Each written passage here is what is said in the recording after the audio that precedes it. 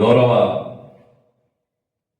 మాజీ శాసనసభ్యులు నిజామాబాద్ అర్బన్ గణేష్ గుప్తా గారు మొన్న ఒక పత్రికా సమావేశం పెట్టి ఇవాళ దానకరుడైన ధర్మాసురుడైన అడుగుతున్నాడు ఏం చేసిందని చెప్పి కొంచెం వివరంగా చెప్పదలుచుకున్నాను నేను ఇందులో అన్నీ కూడా ప్రతి జీవో కాపీ దానికి సంబంధించిన డాక్యుమెంటేషన్ ఉంది.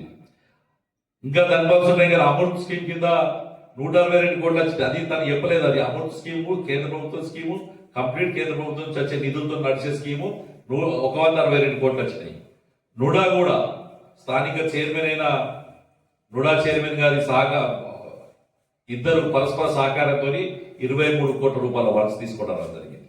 ఇదే కాదు, నువ్వేదైతే డబుల్ బెడ్రూమ్ వంచకుండా నువ్వు పారిపోయినావో ఆ డబుల్ బెడ్రూమ్ పంచిన దాంట్లో కూడా డబ్బులు లేకపోతే అవన్నీ పాపుల పుట్టలు అసాంఘిక శక్తులకు అడ్డాగా మారితే ధర్మాల్ సుబ్బయ్య గారు వెంబడబడి 1,25,00,000 రూపాయలు ఇచ్చి ఆ డబుల్ బెడ్రూమ్ రిపేర్స్ కోసం ప్రభుత్వం దగ్గర నుంచి డబ్బులు తీసుకురావడం జరిగింది.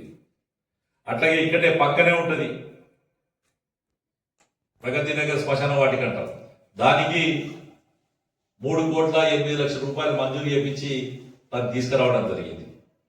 సోనీ ఫంక్షన్ హాల్ దగ్గర ఎల్లమ్మగుట్ట ఆ బ్రిడ్జ్ అట్లే ఉంది. అది నిజామాబాద్ కు చాలా ఇంపార్టెంట్ బ్రిడ్జ్. ఎందుకంటే ఒకరికి రైల్వే గేట్ ఉంటుంది, ఒక కట్టేశ్వర్ గేట్ ఒకటే మాధవ్ నగర్ దగ్గర బ్రిడ్జ్ నడుస్తుంది కాబట్టి కట్టేశ్వర్ దగ్గర ఒకటే రోడ్డు ఉంటుంది బయటకు వెళ్ళేందుకు. అది ఇబ్బంది ఉందని చెప్పి ఆ సోనీ బ్రిడ్జ్ కూడా 4 కోట్ల రూపాయలు పెండింగ్ ఉన్నాయి.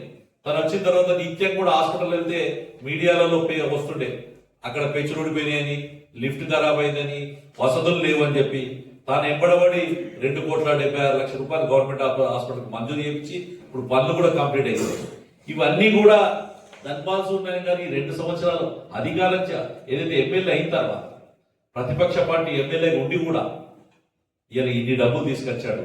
మరి మీరు 10 సంవత్సరాల ఈ అర్బన్ నియోజకవర్గం చేసింది ఏంటి అని నేను అడుగుతున్నాను. చాతకైతే ధర్మాల్ సుబ్బయ్య గారు అభినందించండి, కానీ రాజకీయ ఆరోపణ చేస్తే వేరే రకంగా ఆరోపించండి. కానీ ధర్మాల్ సుబ్బయ్య గారు అభివృద్ధి కార్యక్రమాలు చేస్తుంటే అది ఓర్వలేక గణేష్ గుప్తా గారు తన ఉనికిని చాటుకునేందుకే ఇట్టి ఆరోపణలు చేశారు. మేము దాన్ని భారతీయ జనతా పార్టీ తీవ్రంగా ఖండిస్తున్నాం.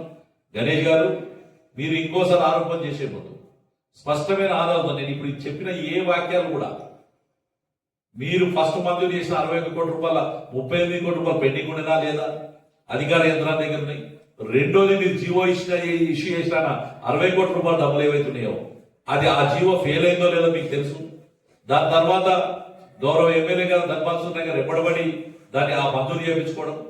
మూడోది 5 కోట్ల రూపాయలు పర్సనల్ గా ప్రభుత్వం దగ్గరికి వెళ్ళి అర్బన్ డెవలప్మెంట్ ఫండ్ తీసుకొచ్చి అది మనకు ఇవ్వడం. మళ్ళీ నాలుగోది 32 కోట్ల రూపాయలు కూడా అర్బన్ డెవలప్మెంట్ ఫండ్ తీసుకొచ్చి డెవలప్మెంట్ చేయడం.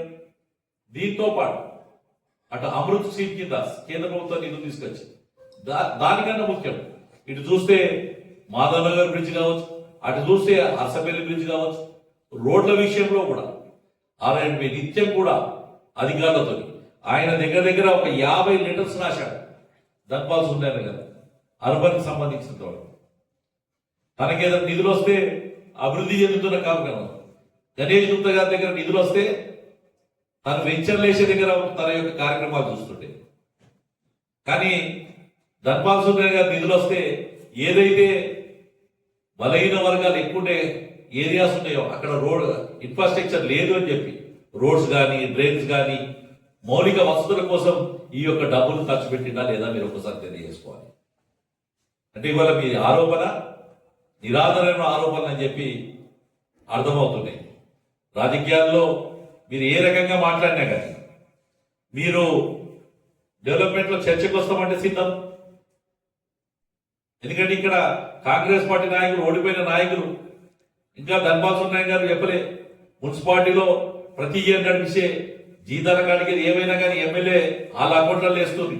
అంటే ఈ డెవలప్మెంట్ నిజామాబాద్ లో మంచినీళ్ళకి ఇంత ఇచ్చినాం, కరెంటు బిల్లు ఇంత కట్టినాం, లేదు సఫాయిలకు ఇంత జీతం ఇచ్చినాం, అది చెప్పుకోలేదు ఎప్పుడు కూడా ధర్మాల్ సుబ్బయ్య గారు. ఎమ్మెల్యేకి రావాల్సిన నిధులను కూడా కాంగ్రెస్ పార్టీ నాయకులు షబీర్ అలీ గారు సీఎం స్పెషల్ ఫండ్ అని చెప్పి అవి తీసుకెళ్లి ఎక్కడెక్కడ ఆయన పెట్టుకుంటున్నా అవి చెప్పలేదు దర్పాల్సి ఉంటాను కదా. ఆయన చెప్పింది కేవలం తను చేసిన పనులు. మొదటి 60 కోట్ల 38 కోట్ల రూపాయలు మంజూరు చేయడం, రెండో 60 కోట్లకు 60 కోట్ల రూపాయలు మంజూరు చేయడం, మూడోది 5 కోట్ల రూపాయలు మంజూరు చేయడం, నాలుగోది 32 కోట్ల రూపాయలు మంజూరు చేయడం, అమృత్ స్కీము, నుడా చైర్మన్ సహకారంతో, స్థానిక నుడా చైర్మన్ సహకారంతో 23 కోట్ల రూపాయలు నుడాయి తీసుకురావడం. ఇవి వాస్తవమా కాదా అని మేము భారతీయ జనతా పార్టీ బహిరంగంగా అడుగుతున్నాము.